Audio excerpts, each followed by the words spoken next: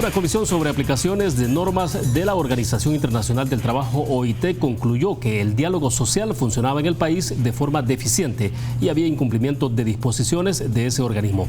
¿Cuál será el primer paso del Ministerio de Trabajo tras la llegada de un nuevo titular a esa institución y cómo debería desarrollarse el encuentro con el sector privado? La respuesta a esa y otras preguntas aquí en 8 en Punto. Buenas noches, bienvenidos a 8 en Punto. Gracias por acompañarnos en este lunes. Hoy conversamos sobre el Ministerio de Trabajo y la relación con el sector trabajador y empresarial de nuestro país para el próximo quinquenio. Queremos agradecer esta noche que nos acompaña en nuestros estudios Rolando Castro. Él es el ministro de Trabajo en nuestro país. Ministro, buenas noches, bienvenido. Un gusto. Gracias, William, por la invitación y saludos al pueblo salvadoreño. Bueno, excelente. Ministro, a ver, entonces, ¿qué estamos hablando? 10 días desde que asumieron funciones, ¿no? 10 días. Pero ha sido muy rápido. ¿Qué ha pasado en 10 días? Porque lo vimos, por ejemplo, la semana pasada, hubo una reunión con mucha actividad con el sector privado, entiendo que también con el sector sindical. Antes de que entremos ya en el detalle de cómo se perfilan esas relaciones con el sector privado, cómo se perfilan con el sector sindical en el país, ministro, un poco si nos habla en qué estado ha encontrado el Ministerio de Trabajo al asumir la titularidad ahí. Con tres tipos de connotaciones. Una a nivel internacional, que estamos en un proceso sancionatorio de que tenemos la posibilidad de ser incorporados a la lista negra de países que han violentado el diálogo social y violentado los derechos de la clase trabajadora. Tenemos dos tipos de denuncias en OIT, una por parte de ANEP, donde se plantea la no instalación del Consejo Superior del Trabajo, y tenemos otra denuncia por parte de un sindicato de la Alcaldía de Santa Ana sobre el asesinato de un dirigente sindical, que son dos denuncias en OIT y que hasta este momento el Estado salvadoreño no ha hecho absolutamente nada. Eso es por un lado. Estamos a punto de ser condenados, de ser incorporados a una lista negra, donde se encuentra, por supuesto, Nicaragua, Venezuela y otros países que tienen una connotación sumamente grande a nivel internacional, impacto muy fuerte. Sí. Y dos, con un Ministerio de Trabajo con muy poca credibilidad hacia la parte interna del país.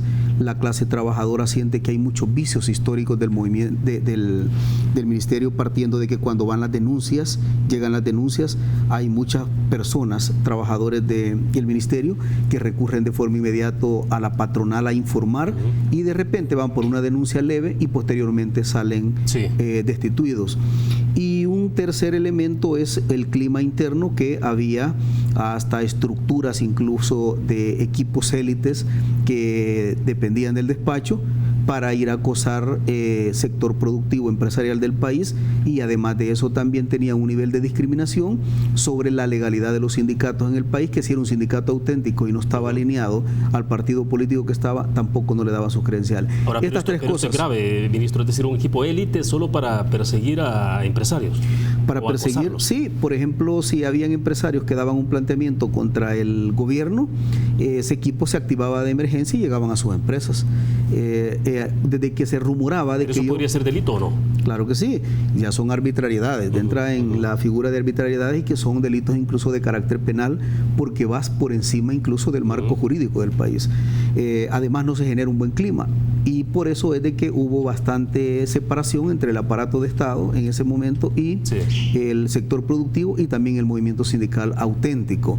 Tenía ahí derecho solo a las credenciales aquel que sí y solo sí tuviera una llamada telefónica de un diputado, de un ministro, de casa presidencial, y que estuvieran identificados con un partido político. O sea, todo eso, absolutamente discrecional.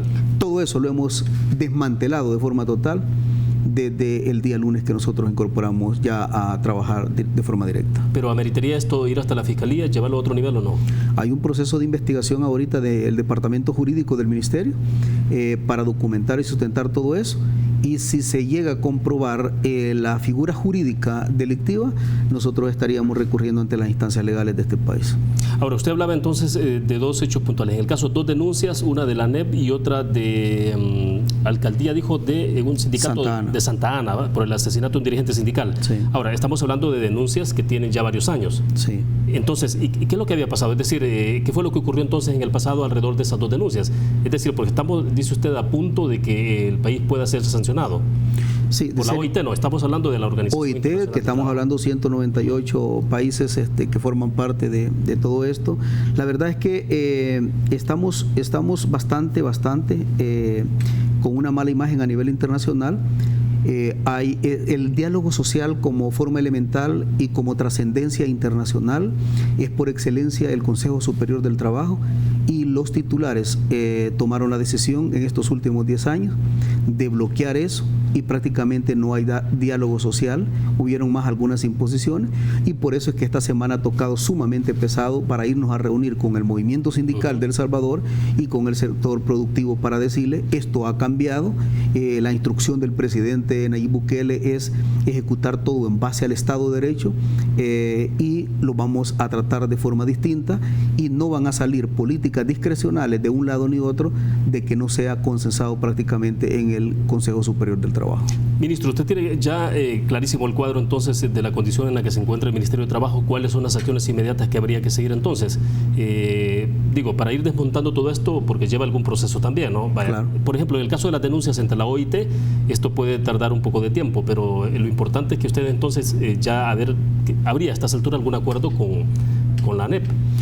No solo con ANEP, la primera decisión que tomamos fue hablar con el movimiento sindical, y prácticamente hemos tenido un respaldo total del movimiento sindical auténtico, diciendo que ellos van a hacer su planteamiento hoy en OIT, en Ginebra, diciendo de que todo esto es imputable a un gobierno anterior y que ellos plantean que se vaya eliminando ese tipo de acciones. Y dos, ANEP también tomó la misma postura.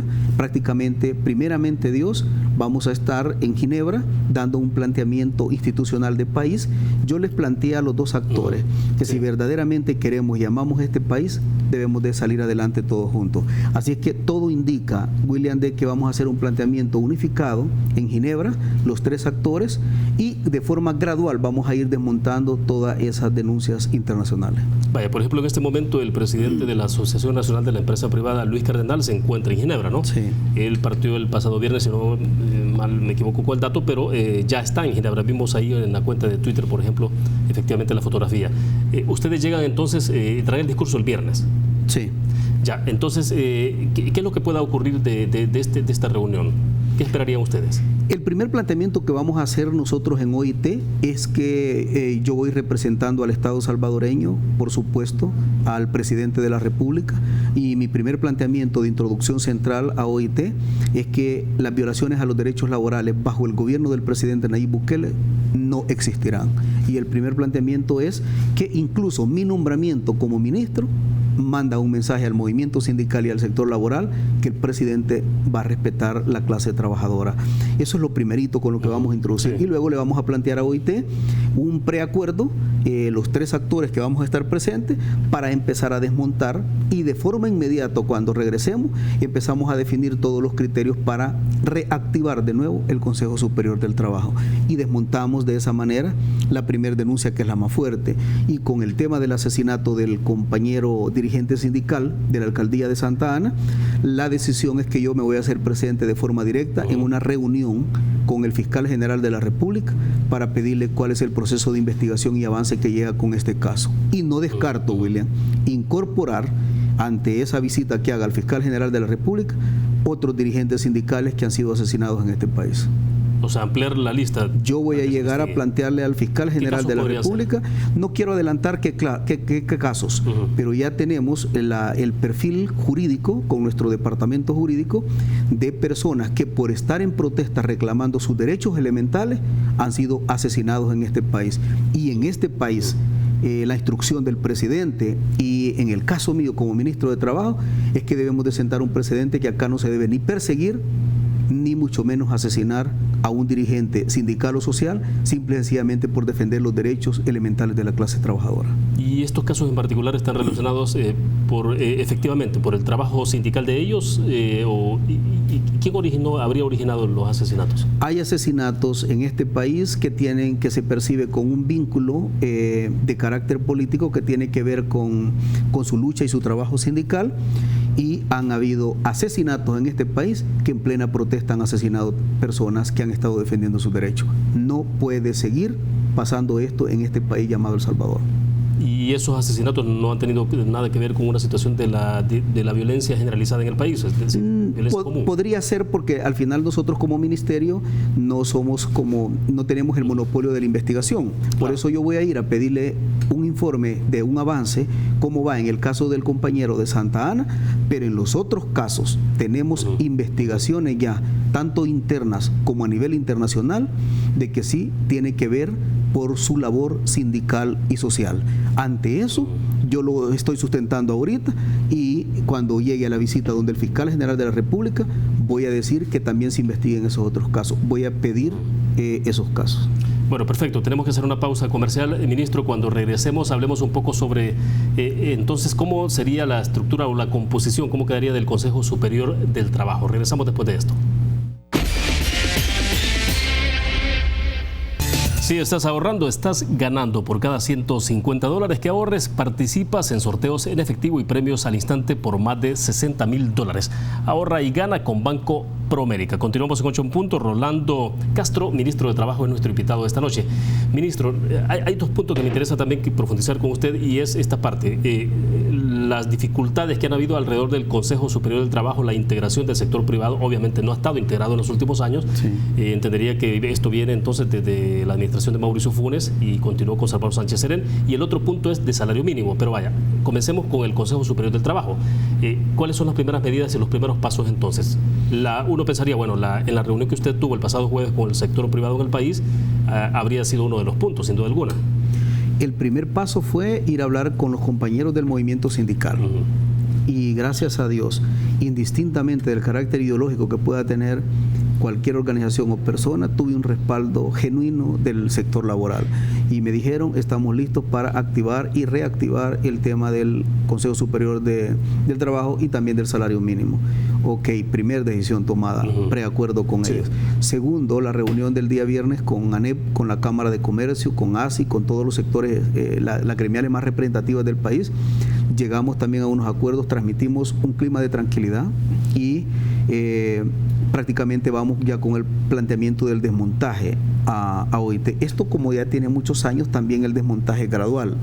Regresamos al país y empezamos a definir ya la conformación del Consejo Superior del Trabajo. O sea, esto no ocurre, digamos, ustedes se ponen de acuerdo con el sector privado y los demás, no ocurre de manera automática, es decir, lleva cierto periodo, hay plazos establecidos. Lo que pasa es que ya casi estamos en la última fase para ser declarado un país incorporado a la lista negra. En esa fase que nosotros llegamos y vamos... Hay consecuencias serias si el país... Trascendentales. Entonces, cuando nosotros llegamos a Ginebra y damos un planteamiento a los tres actores, congelamos ya el proceso, ya no continúa. Y armamos la cuenta regresiva para el desmontaje. Venimos a El Salvador de regreso y empezamos a trabajar ya en la instalación, la reactivación nuevamente del Consejo Superior del Trabajo.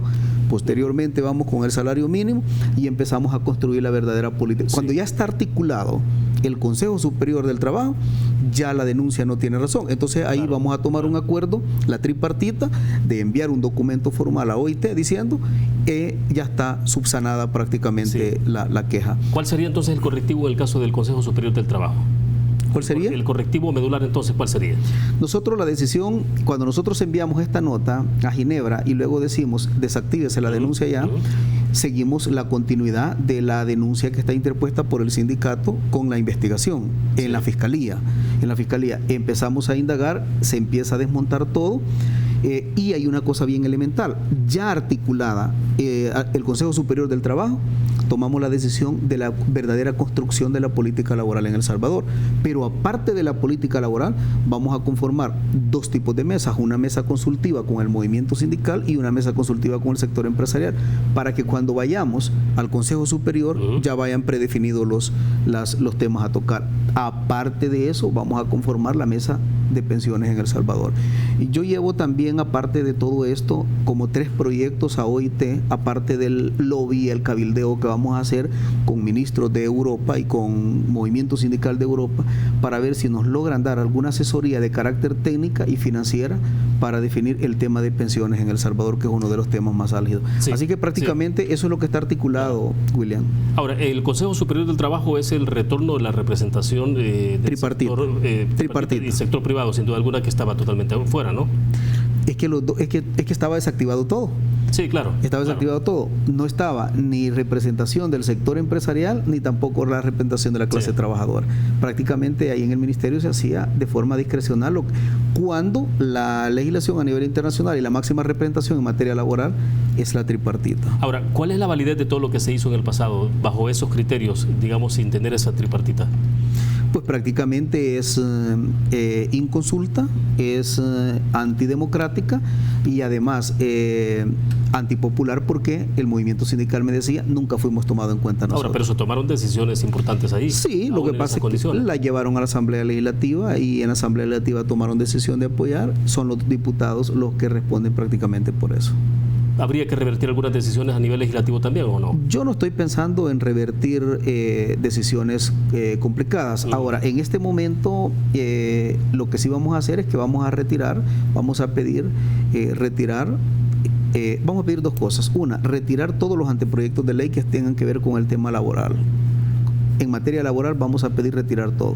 O dos, la otra opción es que vamos a plantear que no se tome ninguna decisión en la Asamblea Legislativa mientras no haya sido discutido en el Consejo Superior del Trabajo y consecuentemente en el Consejo del Salario Mínimo, porque acá no debe de sorprender a un sector ni otro. Aquí hay una fórmula, que esa fórmula es acá y en todas partes del mundo. Si tenemos empresarios vamos a tener trabajadores, y si tenemos trabajadores vamos a tener empresarios. Tú acá no le puedes jugar mal ni a un lado ni a otro. La mejor forma es que trabajemos de forma técnica en el Consejo Superior del Trabajo, y cuando ya esté articulado todo, representando la tripartita, nos vamos para la Asamblea Legislativa y le decimos a los políticos: aquí vienen diputados para que legislen. Ahora, si no mal recuerdo, este año habría una revisión del salario mínimo. Sí, y lo vamos a hacer. ¿Cómo lo van a trabajar eso entonces? No me preguntes cuánto, porque si yo he dicho de que lo más elemental y el eje transversal va a ser el diálogo y la concertación, no quiero hablar de montos ni nada, sino de instalar el Consejo del Salario Mínimo y ahí discutir con el sector productivo y con el sector laboral qué es lo que debe de hacer. Yo no quiero ahorita adelantarme en nada. Lo único que quiero es instalar de inmediato a nuestro regreso el Consejo Superior del Trabajo y consecuentemente el Consejo del Salario Mínimo.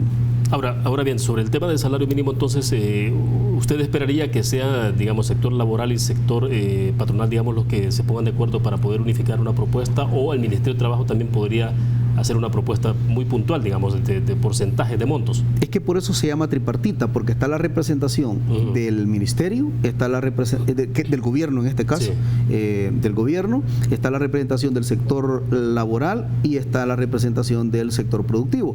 Lo que pasa es que acá tú no puedes jugar a populismo. O sea, ¿cuánto no nos encantaría de que el salario mínimo fuera de $800? Todos estamos de acuerdo en eso. El problema es que quien tiene el salario mínimo en El Salvador es la micro, pequeña y mediana empresa. Si tú tienes una micro o pequeña empresa de que tiene 50 empleados y tú le incrementas de esa forma estrepitosa y desmedida, lo que vas a hacer es que de esos 50 empleados va a despedir 25.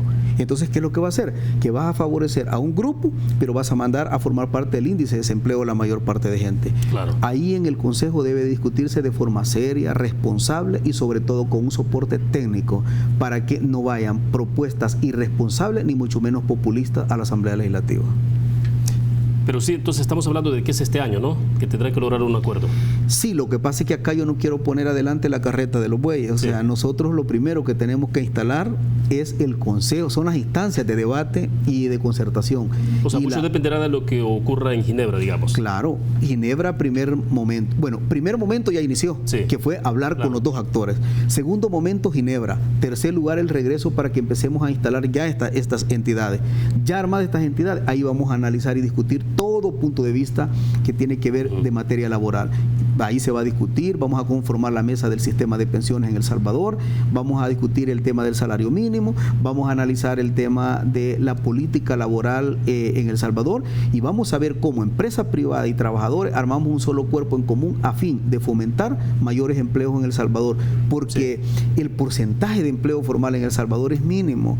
El subempleo es la brecha más grande, pero también tenemos una tasa de desempleo que cada día es creciente, y a esa gente tenemos que también ver cómo la incluimos en salarios justos y dignos. ¿Cuáles serían entonces los criterios básicos en la relación del Ministerio de Trabajo ahora con el sector privado y con el sector sindical o laboral en el país? Simple y sencillamente hacer lo que el marco jurídico manda. El Estado salvadoreño debe ser el gran árbitro, donde debe de poner reglas claras para un lado y para otro. Y la primera regla que hemos hablado nosotros con ANEP es que el sector productivo no debe de tomar control de la representación sindical, ni la representación sindical debe de vetar o decir quién representa el sector productivo. Cada sector debe ser respetado, pero una cosa más, y eso me encanta y quiero hacerlo público acá, que fue uno de los acuerdos con ANEP. Yo les planteé que el sector productivo va a tener todo el respaldo del Estado salvadoreño. Desburocratización del Estado, apoyo de las diferentes carteras de Estado. Nosotros necesitamos más empresarios que sean más y más grandes, porque de esa manera vamos a tener más trabajadores y vamos a atacar el desempleo. Pero una cosa es que les hemos puesto claro: no vamos a permitir violaciones a los derechos laborales. Y como ya planteamos eso, me encanta y quiero agradecer públicamente el planteamiento de ANEP. ANEP dijo: ministro, nosotros vamos a respaldar todos aquellos empresarios que cumplen con la ley. Y aquel empresario que no cumpla con la ley, usted tiene que aplicar el mandato de ley. Así que nosotros vamos a ser muy rigurosos en eso. Las violaciones a los derechos laborales va a llegar a su parte final. Nosotros queremos respaldar al sector productivo, a los empresarios de este país y a nivel internacional, a fin que inviertan más, pero con reglas claras, y reglas claras tanto para el sector productivo como para el sector laboral. Perfecto. Vamos a hacer una pausa comercial. Cuando regresemos, usted viene del sector sindical. ¿En qué escenario juega eso? ¿Juega a favor suyo o a favor o en contra? Digo, en términos de decir, bueno, podemos tener un ministro entonces que puede ser parcializado a favor del sector sindical o laboral del país. Bueno, lo dejamos planteado. Vamos a una pausa. Volvemos. Es un gusto que siga con nosotros. Rolando Castro, ministro de Trabajo, es nuestro invitado de esta noche. Antes de pasar a la pregunta puntual con la que cerramos el segmento anterior, bueno, hay dos tweets que ha escrito en los últimos minutos. Digamos, hace 16 minutos escribió un tuit del presidente de la República, Nayib Bukele, que ha continuado con el tema de la denuncia de nepotismo al interior del Ejecutivo. Por ejemplo, dice: se le ordena al secretario privado de la presidencia remover a Blanca Vilma de Martínez, ex esposa del ex canciller y candidato presidencial Hugo Martínez, de su cargo como especialista con un salario de $2.500 mensuales. Es el que tiene usted en pantalla. Eso ha ocurrido hace 16 minutos. Hace 12 minutos escribió otro tuit donde dice: se le ordena a la ministra de Relaciones Exteriores remover a Tania Molina Ábalos, actual compañera de vida del ex canciller y candidato presidencial Hugo Martínez, de su cargo como embajadora en Canadá con un salario de $8.500 mensuales. Esto es lo que ha ocurrido. Y bueno, también está uno más, no sé si lo tenemos en el full, pero es donde está ordenando al presidente de CIFCO remover a José Blandino Reyes, hijo de Roger Blandino Nerio, de su cargo como técnico en multimedia. En este caso sí ya no agregó cuánto era lo que devengaba, pero se trata del hijo de Blandino Nerio, obviamente el exalcalde y exdiputado del FMLN.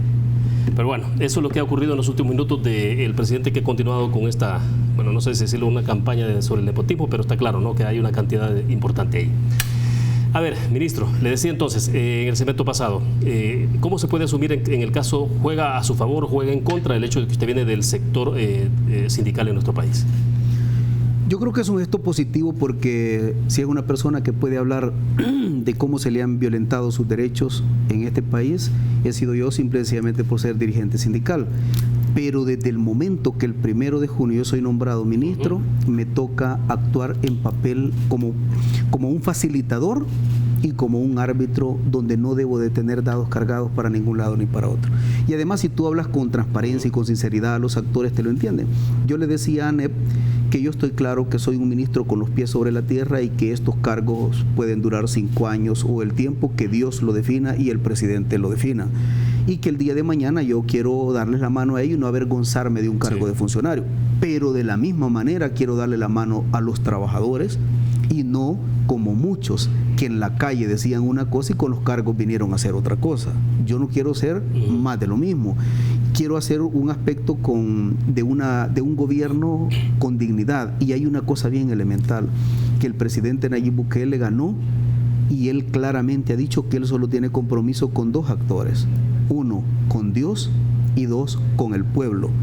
El presidente no es un presidente que está comprometido con ningún tipo de fuerza fáctica de este país.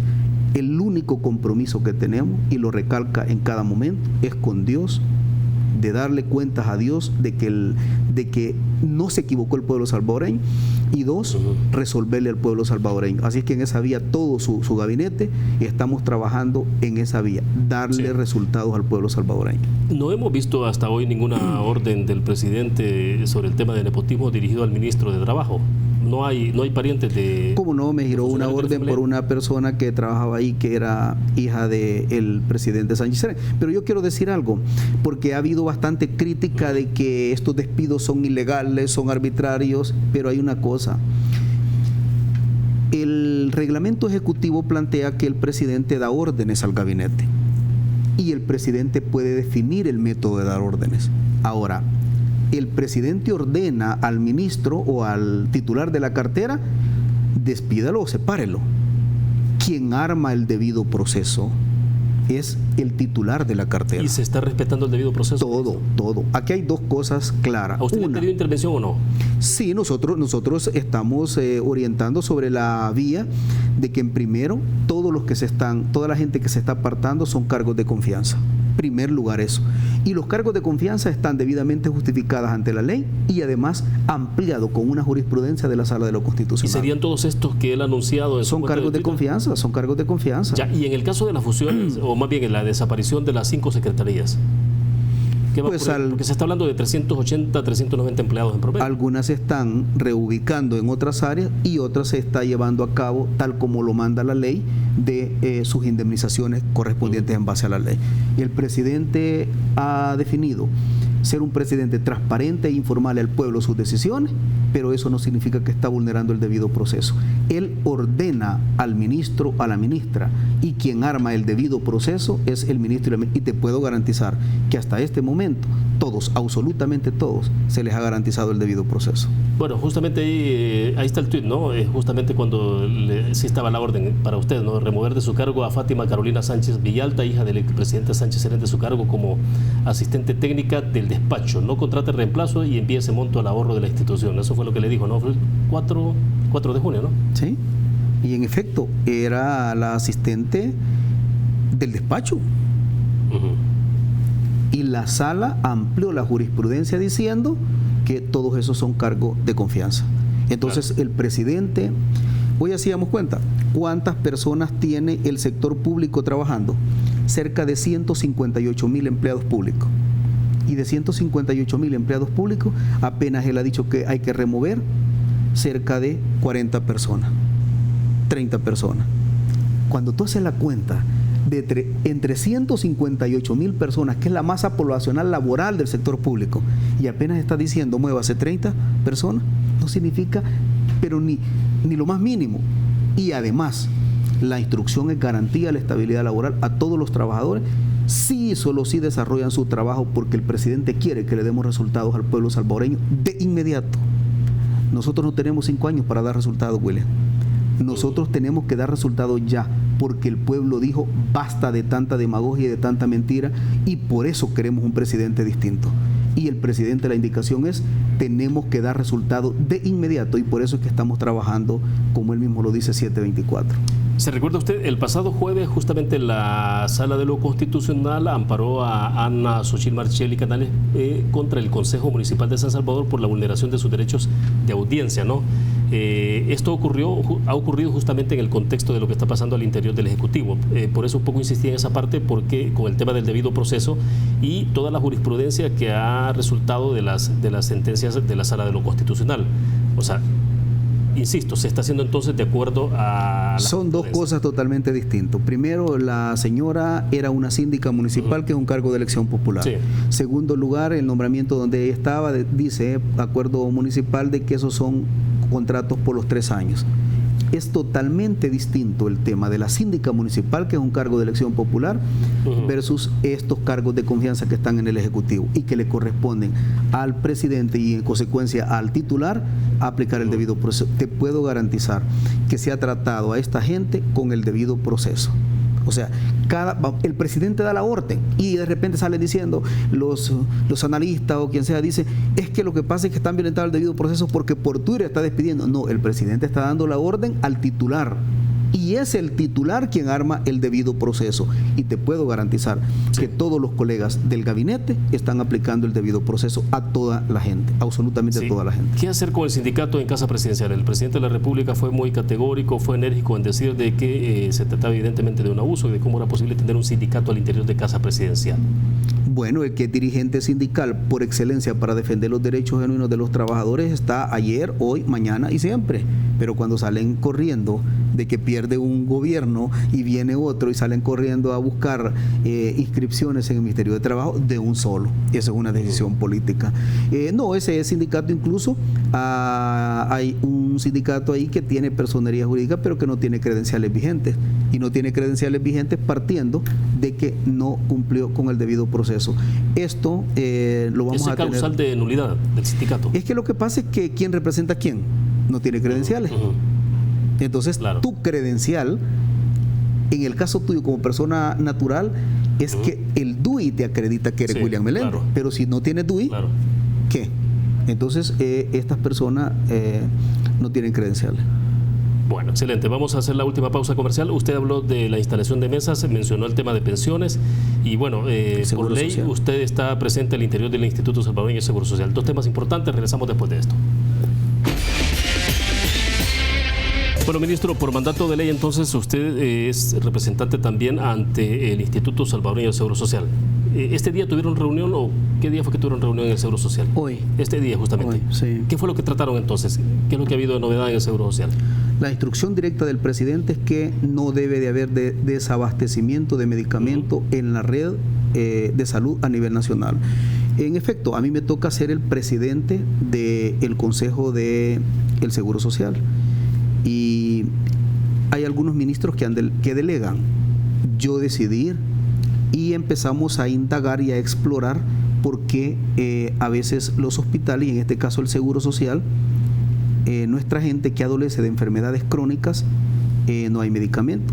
Y nos encontramos que resulta que ha habido dinero, ha habido recursos, pero el atraso ha sido las licitaciones y el ejemplo que nos ponen ahí es la burocracia de la ley, la CAP. Pero, ¿qué es lo que sucede? Se tira una licitación, de repente se compran los medicamentos. Si los medicamentos los compraste en enero y te vencen producto de la demanda que tienen en el mes de abril, esperan que se termine en el mes de abril y posteriormente inicia un proceso de licitación. Cuando va el proceso de licitación... ¿Hasta ahí todo esto es deliberado o por qué? Cuando va el nuevo proceso de licitación, las personas llegan y no hay medicamento. Y todavía de repente con el proceso que se lleva, si una de las empresas oferantes dijeron estar incómodos, todavía ponen un recurso. Y tienen que resolver ese recurso y luego iniciar el proceso. ¿Qué es lo que hacen? Cuando ven que no hay ningún tipo de medicamento y cuando ven que incluso ya tenemos pacientes derechohabientes muriendo por falta de medicamento, ¿qué es lo que hacen? Declaran una urgencia y ya declarada la urgencia, compran por libre gestión y se lo dan este día. Nos indignó tanto ver eso que yo pedí al Consejo en pleno que sacáramos de inmediato un examen especial de auditoría sobre el proceso de licitación y de libre gestión de estos últimos gobiernos. Así que vamos a contratar una auditoría externa que no tiene que ver con corte de cuentas, que no tiene que ver con auditoría interna del seguro, sino vamos a pagar una consultoría para que nos diga qué es lo que ha estado pasando con estos procesos de licitación o de libre gestión. ¿Usted cree que esto ha sido recurrente? Y que lo que pasa es que cuando uno ve el comportamiento, ese casi es el comportamiento uniforme. No es justo que nuestra gente se nos esté muriendo teniendo recursos por burocratizar, a veces por desconocimiento y a veces de forma premeditada. Este día hemos tomado una decisión. le agradezco al Consejo porque cuando planteé que de inmediato contratáramos la consultoría para hacer el examen especial de auditoría. Examen especial de auditoría es más exhaustivo que cualquier auditoría. Es más exhaustivo. ¿Quién lo tendría que desarrollar? No, vamos a... Es una firma independiente totalmente. Es una firma independiente, una firma independiente.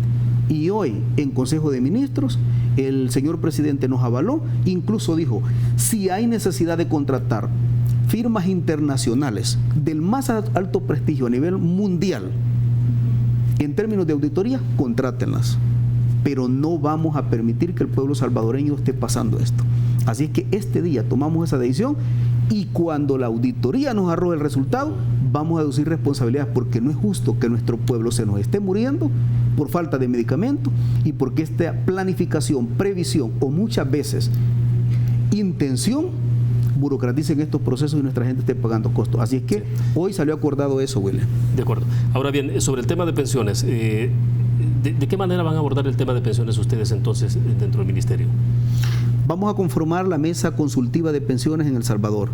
Va a estar, vamos a invitar sector productivo, sector laboral, la academia y yo llevo un proyecto a OIT para ver si nos ayudan con un nivel de asesoría y financiamiento, tanto técnico como económico, a fin de contratar los mejores expertos a nivel internacional para arreglar y corregir eso que se llama pensión y que hoy por hoy es un insulto a la dignidad humana de la clase trabajadora. ¿Pero esto sería para terminar en la elaboración de un anteproyecto, presentarlo ante la Asamblea Legislativa o de qué manera? Sí. El Consejo es el instrumento para discutir la política laboral en El Salvador y vamos a conformar ahí la mesa de pensiones en El Salvador. O sea, ¿sí tienen competencia? Claro que sí. Y ya cuando se analice con la academia, cuando se analice con todos los actores y sectores de la sociedad, vamos con las consultorías también internacional y ya teniendo terminado todo, responsable, técnico, todo con soporte legal, nosotros lo vamos a enviar el anteproyecto a la Asamblea Legislativa para que los diputados tomen la decisión final sobre este caso. Volvamos entonces, pero acá sería únicamente o estrictamente la opinión del sector laboral. No, acabo de decir que en eso va a estar el sector productivo, el ministerio, el sector laboral, la academia y todos los actores que tengan que ver o dar aportes sobre el tema de pensiones en El Salvador. ¿A los demás sectores no se les ha notificado todavía o sí? Lo que pasa es que ahorita apenas tenemos 7 días, William. Entonces, lo primero que tenemos que hacer es desmontar esto a nivel internacional que tenemos y consecuentemente cuando vengamos vamos a tener, la verdad el trabajo es mucho y como apenas tenemos un par de días, pues vamos de forma gradual haciendo esto. Ahora bien, en todo caso entonces estamos hablando de que ustedes llevarían esta propuesta ante la Asamblea Legislativa, porque en la Asamblea Legislativa también tendrían los diputados algunas iniciativas, ¿no? Claro, lo que pasa es que ahora ha sido al revés. Los políticos toman la decisión y no los técnicos, ni mucho menos los dueños de la plata. No han sido tomados, los trabajadores no han sido tomados en cuenta.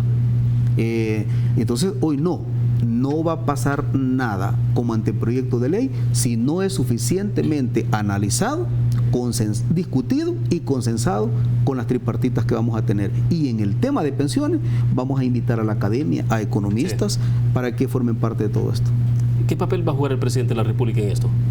Cuando los anteproyectos estén terminados y cuando el ministerio les haya consensado en materia laboral, lo llevamos a Casa Presidencial para el aval del presidente y luego, posteriormente, vamos juntos, presidente de la República, sector productivo, clase trabajadora y el pueblo salvadoreño, decirles, tomen diputado, aquí está esto terminado y vamos a ver quiénes están en favor del pueblo salvadoreño. Me imagino que diseñarán un calendario para tener ya fechas precisas, claro. Esto no puede pasar de este año, ¿no? Se está armando un cronograma, William.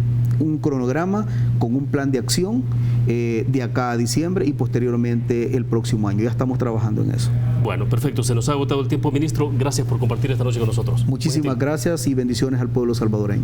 Bueno, perfecto. Gracias a ustedes que nos acompañaron. Nos vamos a ver mañana, 8 en punto. Salvador Samayoa es nuestro invitado para hacer un análisis sobre la situación del país. Gracias por estar con nosotros. Buenas noches.